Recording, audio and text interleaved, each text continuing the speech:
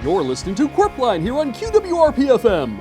Qwerpline this week is brought to you by Herb Durbin's Urban Turban, the bitchin' new head wrap to protect your noggin from the dangers of the city. It's Herb Durbin's Urban Turban, the turban you'll look superb in.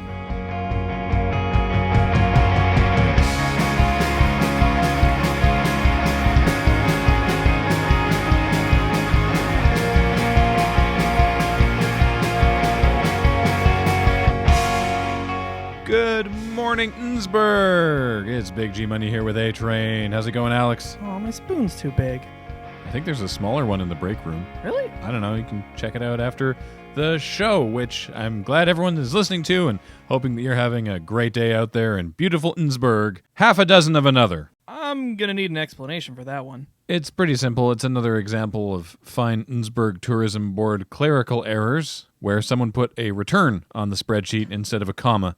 I don't know why they keep using it. It was briefly popular in 1963, and now we're here. Can we do the news? And now the news.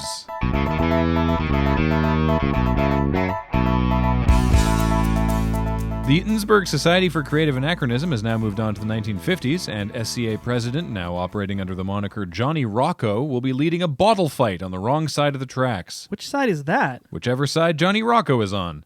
And the Chuzzler will be on hand to give a workshop on re-leading your gasoline, though on site you will need to refer to him by his SCA name, Cash Tailfins. Real sticklers for accuracy, those SCA folk. Yes, indeed. And in other news, at long last, and after much work from the Geological Society, Old Blowy, the Thurpston Geyser, has finally released its pressure. Now that the last impotent dribbles have finally exited Old Blowy's opening, the park will be closed for a couple of months so it can crust over again. I was disappointed. Now I'm grossed out. Mother Nature is truly a beautiful and terrifying force. Speaking of which, we go down to summer intern Derek on location at the Dragon's Landing Comic and Game Store for an interview with a local game creator. Take it away, Derek. Hi, Graham. Hi, Alex. I'm really excited to be back here now at the Dragon's Landing. They were closed for 2 weeks after that riot following the POG tournament, but I'm back here. I've got a new stack, and I can't wait to get a few games in before the end of the day. Put your slammer down and do your job. Oh, right. The interview. That's why you guys were going to reimburse me for bus fare today. We weren't, but go ahead. Ladies and gentlemen of Nsburg, it's me, Derek, here at the Dragon's Landing, interviewing local game developer Klaus D'Abrucio. It is nice to talk to you. Thanks, Klaus. I hear that so rarely. It's nice to talk to you, too. Now, you've been working on a new game called Friendship Island. Yes, Friendship Island is a departure from the more adult games I have made before, like Guillotine Railway and Surf's Up, the game of human ownership.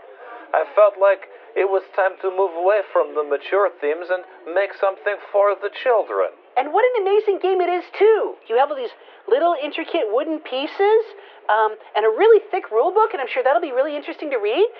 But I don't see any dice, though. Dice can be a choking hazard for children, which is why the last 12 pages of the rulebook are an extensive appendix where the children can cross-reference their probabilities of success. Oh, like an existential pop-o-matic bubble. No, like a reference table, as I described. I'm paging through your rulebook now, and it seems like there's an awful lot of tables. Yes, you need the second one to hold most of the components while you play on the primary table. Nice. Oh, that's very clever, Klaus. Well, on the box it says the game supports between 4 and 12 children. That's an unusual number. Why don't you lead us through a couple of rounds of play? I appreciate your eagerness, Derek, but before actual turns can begin, there is much preparation to do. Roles must be assigned. One child is assigned the role of banker. They do not play. Oh, that doesn't sound very fun. Are they just left out of the game? Oh, not at all. Every 3 turns and alternating 5th turns, they set insurance rates for the rest of the players. How would a child know how to do that? The starting rate is determined by the actuarial phase that is completed before the game begins. And then during play, market forces intercede and guide their hand. Actuarial phase? How long does that take? No longer than 1 business day. I guess it's important to be devoted towards the games you play. Klaus, I've been looking through Volume 1 of this rulebook, which is a little disconcerting, but there are some tables in here that haven't been completed. Was this a printing error? No, Derek, that was very much intentional. I do not know who will be playing my game, and it cannot be up to me to dictate their socioeconomic factors. Oh, okay. I guess I can go get one of my old math textbooks to help. How do we know who wins? When do players get eliminated from the game? Oh, this is not a competitive game. This is cooperative. Every player must stay through the end of the game. Unless, of course, they apply for a formal dismissal. That's why it's called Friendship Island. Who do they apply to? A subcommittee of the other players. Who determines the subcommittee? A quorum. How many people do you need for a quorum? Between 4 to 12 players. Well, Derek, for once you're not the thing giving me a headache.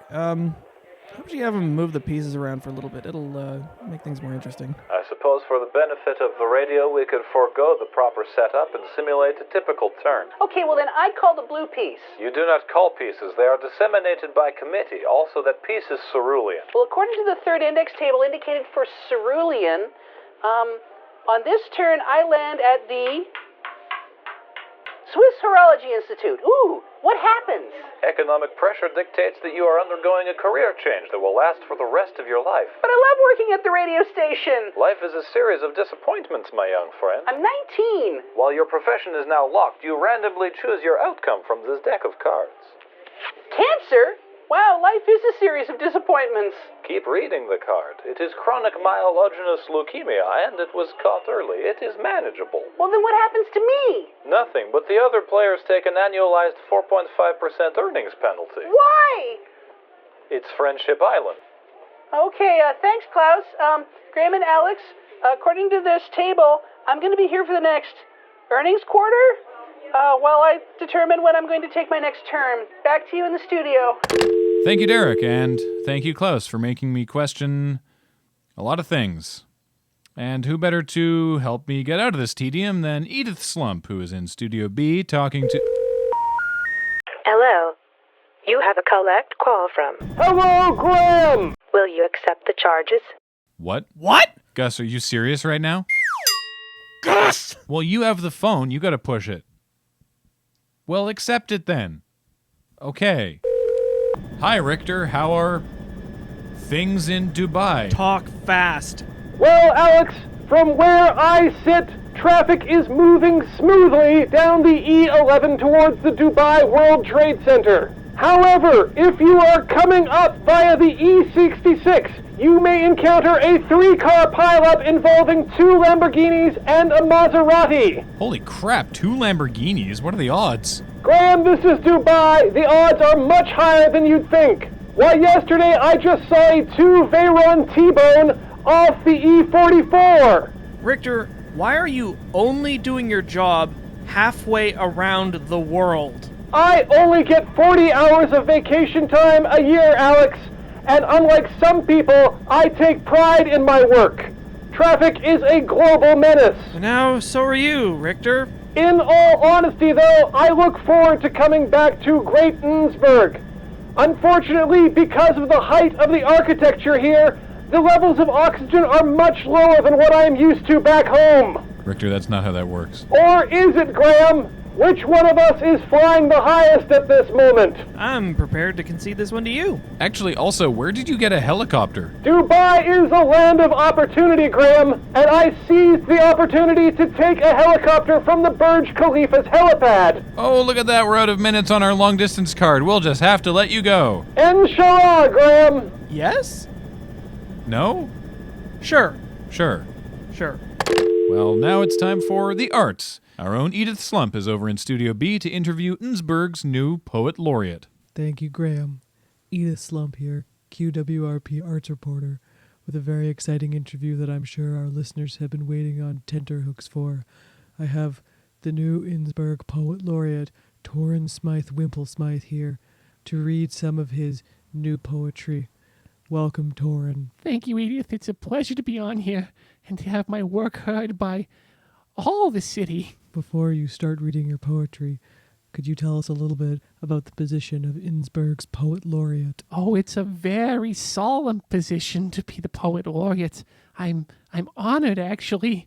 My job for the next year is to write the poetry that exposes the inner struggle of what it means to be an Nsburgian. Are there any subject matters that you will be probing into? My speciality is more along the lines of highlighting the inanimacy of objects within our fair city, allowing people to feel what they feel, for they cannot feel it themselves. Ah, yes, the perspective of inanimate objects has long been missed from Nsburg's poetry output. Maybe you could read a few stanzas of your poem, Ode to Richard Thurston's Lower Half, an unfinished sonnet for an unfinished statue. What once was to be a man is now but half, filled not with warmth and energy, but tepid water and thrum leavings. You stand above us, but only to our lower half. May you rise like a phoenix, but not too hot. You might melt and become part of the plinth upon which you stand. What a breathtaking metaphor for the folly of the municipal planning department.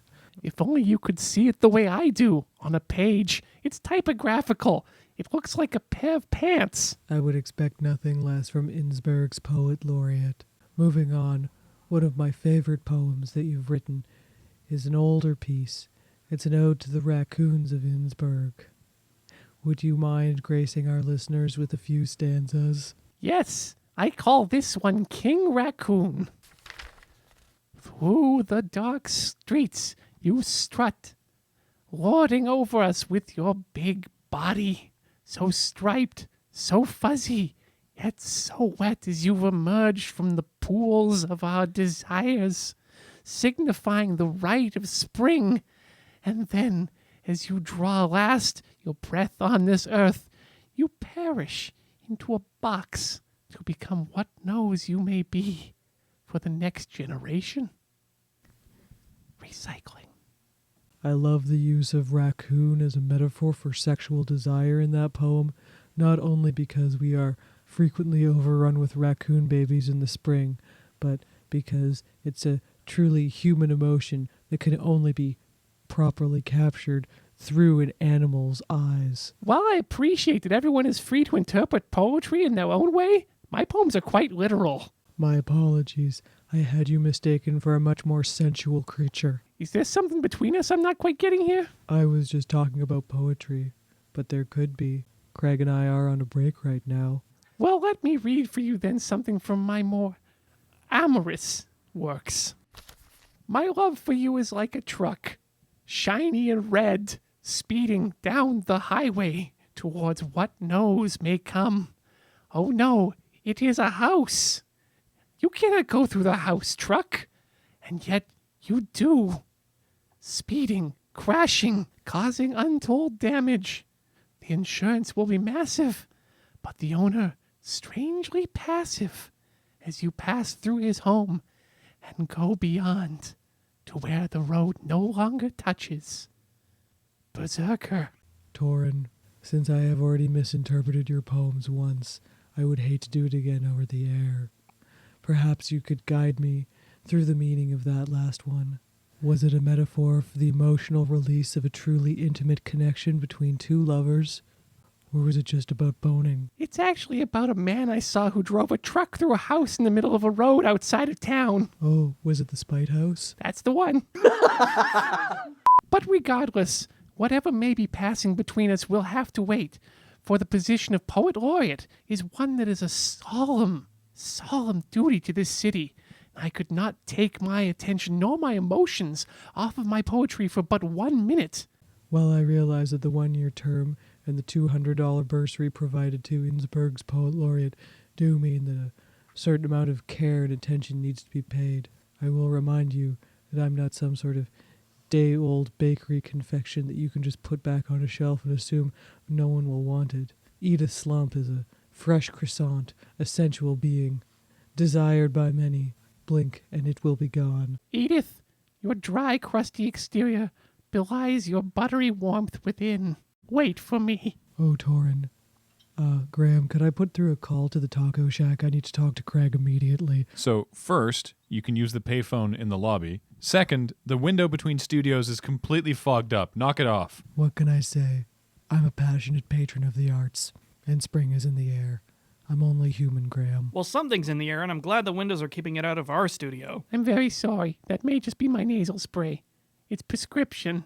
I have a poem about prescriptions if you'd like to hear it. I'd love to hear it. Please no. Take one daily. Take with water. Maybe large. Take wet. Take deep. Take with food. Avoid alcohol. Do not operate heavy machinery. Nope. We're done. I'm done. You're done. The listeners are done. That whole thing is done. Where was I? Done? Right, done. Yes. Hey, we're almost up to the break. That's great. When we come back, the Berg Scouts, in association with the Scale Model Club, are holding a fundraiser to build a 3-to-1 scale replica of the Ben-Hur chariot race. So if you have any money or pallets of popsicle sticks, please contact Scout Leader Dan. There's a lot of room on the Chumble floodplains, isn't there? Not for much longer. Also coming up, the results of the Nsburg flower count are back, and they're not good. Find your betting stubs. Are they that bad? Well, not bad so much as a massive outlier. Maybe butter up Jimmy down at the town hall for a refund, but don't hold your breath. Stick around, more Qwerpline after this.